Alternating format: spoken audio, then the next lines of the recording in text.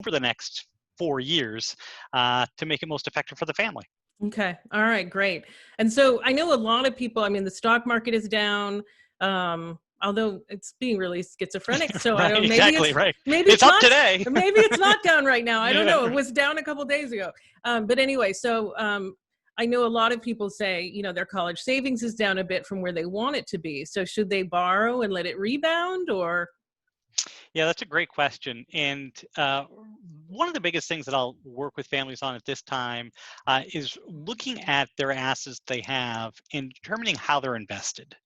So for instance, if you're in a 529 plan, oftentimes families might choose in a 529 plan what's called an age-based adjustment. It's a target date investing plan that at this point, if you have children who are either really going to college in the next couple of weeks, going to college in the next couple of weeks, or even in the next year, your assets are probably pretty conservatively invested if you're in that target date investment plan. So if that's the case, you really don't have a whole lot of opportunity for rebound. Now you don't have a whole lot of opportunity for growth either. So if you're invested in that kind of plan, it's time to take a look and say, okay, what really works best? What are my best opportunities? Do I have enough money to go through the 4 years?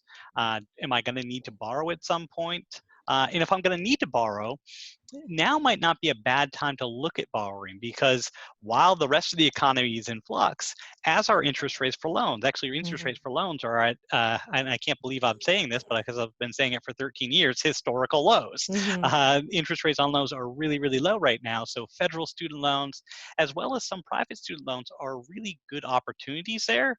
So if you feel like you're going to shortfall at some point over the next 4 years, you actually might want to borrow at least to some degree this year. Mm-hmm. Okay. Yeah. Take advantage. I've seen loans. I mean, these are mortgage refinancing, but like 2.6%. Right. I And that's mean, the rate on the federal student loan on the direct unsubsidized and subsidized loans. So really wow. great rates. Yeah. Yeah. I paid, I think, 8 point something. That Sally, felt like higher amounts. if anybody wants to know Sally's age, contact me. I'll go back over the historical interest rates and we'll we'll detail that out. I should not have told you that. All right. Moving on very, very quickly now. So, all right. So what if somebody has enough in their college savings to cover the first 2 years? Is there any reason not to fully use their 529 plan? Yeah, so there's a couple things to think about there. So the first thing that I'd say is, once again, so you've got enough money to get through 2 years. That's awesome. Keep saving if you can. Keep making sure that you have as much as you can to maybe start stretching into that third year. Probably an opportunity, though, to look at borrowing. As I said, Sally, if you Mm-hmm. only have a couple of years funded, that means that you're going to need to borrow at some point, very likely. So if you're going to need to borrow at some point, maybe you spread that borrowing out over a few years. Have your student take advantage of their federal student loan eligibility at those really low rates right now. Mm-hmm. And then maybe you say, okay, what can I cover in a payment plan? Or what can I cover in my own student loan to help shortfall this gap that I'm going to have? And maybe you find that you can start saving enough and enough in the federal student loan for the student that maybe you can get through that first semester of their junior year and maybe postpone borrowing until their second semester. Mm-hmm. So a couple of things to think about there. And then oftentimes families, especially families who have incomes below like 160,000, will have opportunities for some tax credits or some tax deductions on their cost of college. So if they're going to qualify for something like the American Opportunity Tax Credit, spending fully from the 529 plan actually prohibits you from that credit. You Mm-hmm. need to spend at least $4,000 to get the full credit, $4,000 on tuition out of either a student loan or some other type of investment that isn't a 529 plan. So it's actually a really big benefit to spend $4,000 on tuition from some other source, because then you get a $2,500 credit back. So that's really free money that you're turning away if you don't do that. Mm-hmm. And that would be $2,500 more to put towards next year or the year after. Mm-hmm. So lots of things to think about when you're talking about spending your savings. Probably don't want to use it all at once. If you can get those tax credits, take a little bit in a student loan and spread that out, probably a better opportunity. Mm-hmm. Definitely. Any reason, and I think you already said that this can be a good idea, but any reasons to continue investing in your 529 while you're in college? Yeah, so the first thing I'd say is make sure you have an idea of what your 4-year costs are going to be. So Hmm. if there's going to be a major financial change, and for a lot of families right now, there is a major financial change. There could be a job loss going on. There could be another child going to college or one graduating from college. Looking at what the 4-year cost might be, going onto the school's website, if you're qualifying for need-based financial aid, doing a net price calculator to try to get a good assessment of what your 4-year projections are, and then saying, okay, where am I at as far as my savings? Most families that we work with have an opportunity to save more. They're going to have more costs at some point. So saving more money now might give you some state tax benefit if you're saving in a 529 plan. Maybe a state tax deduction on your contributions there. You might be able to be saving for younger kids to help you meet those savings goals, or if you're a student going to graduate school. And then, in fact, even money left over in the 529 plan, up to $10,000 per beneficiary, can be used to repay their federal student loans. Mm. So you have some opportunity to repay loan debt with that money, tax-free.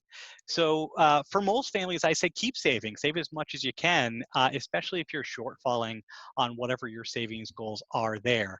You know, looking at those tax credits that you're getting back, if you have stimulus money and you don't need that stimulus money to finance, your life right now and your budget right now, consider using that money towards that.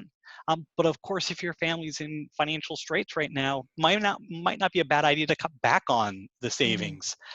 Use the loans to help fund the shortfall right now, and use that cash flow to help cover the necessities in your life. Hmm.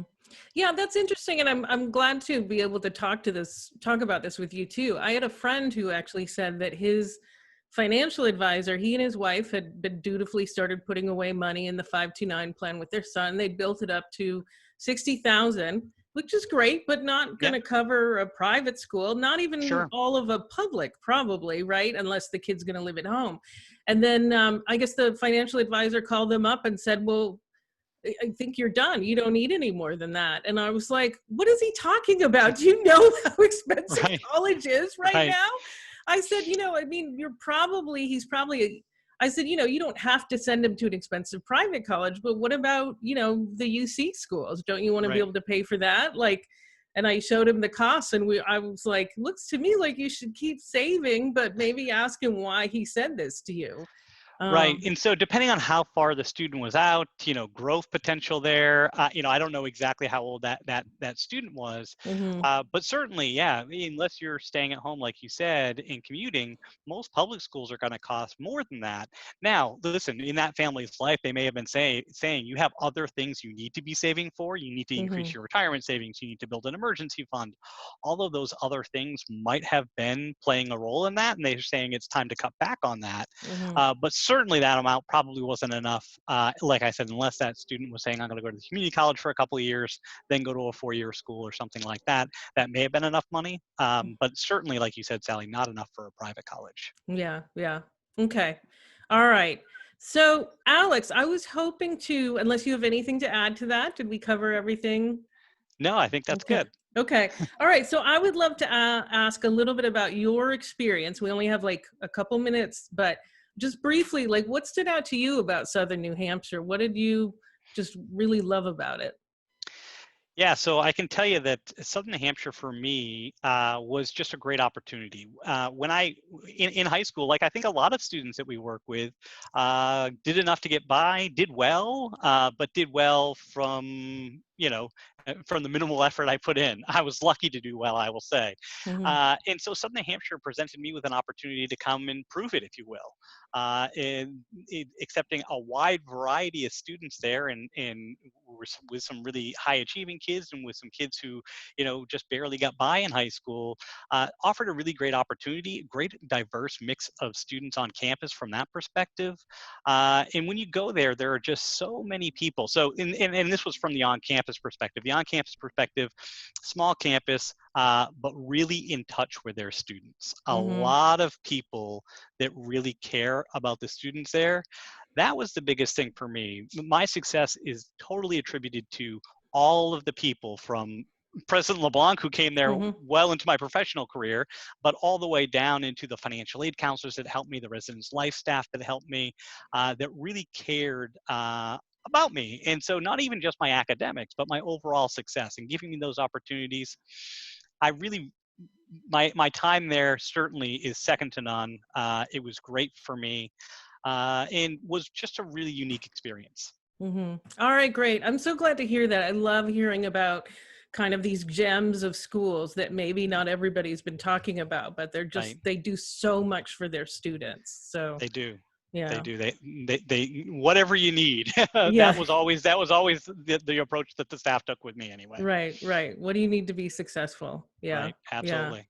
All right. All right. Thank you so much, Alex. Thanks, Sally. It was great talking to you. All right. So thanks again to Dr. Paul LeBlanc for joining us. Be sure to join us for our show next week. Our regular host, Beth Heaton, and her guests will be discussing the top 5 pieces of advice for students going on to their senior year of high school. This is going to be top 5 in admissions and financial aid applications. So that's going to be a great show as you wrap things up. And then also regularly listeners have all heard me recommend this before, but I keep getting questions about it, so I'm going to keep mentioning it. Remember that if you want more information about how to handle the admission process in the time of COVID-19 and the financial aid process for that matter, please go to please visit our blog page at blog.getintocollege.com. You'll be able to search for particular blogs on those subjects, and you also can find Getting In show summaries there. The full archive will be available to you. And last, don't forget, we're here every Thursday at 4 p.m. Eastern, 1 p.m. Pacific, so check us out.